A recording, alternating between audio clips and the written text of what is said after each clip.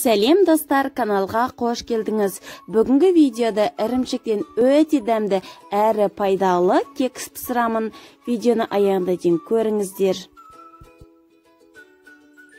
Ең алдымен ірімшікті өткізгіштен өткізіп алу керек.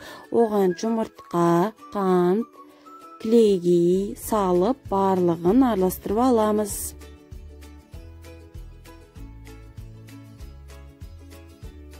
Ертілген майды құямыз және содаға уксусты құйып массаға құямыз.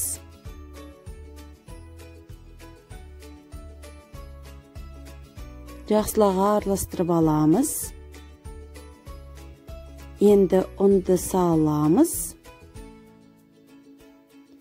Қамыр қою болу керек. Дайын болды. Енді формаға құйып шығамыз. Мен осындай қағаз формаға құямын.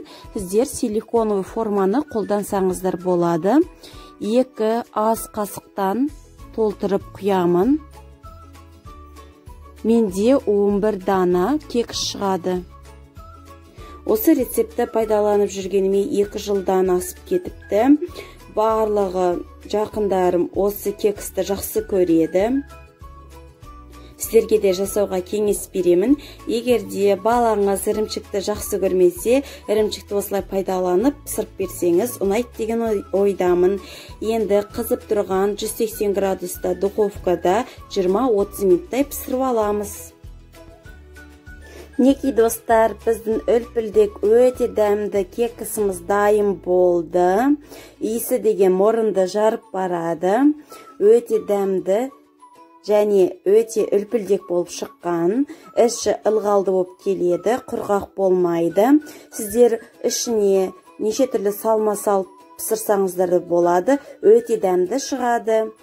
Достар, видеоны лайк басып комментария жазыңыз және каналға тіркелуді ұмытпаңыз.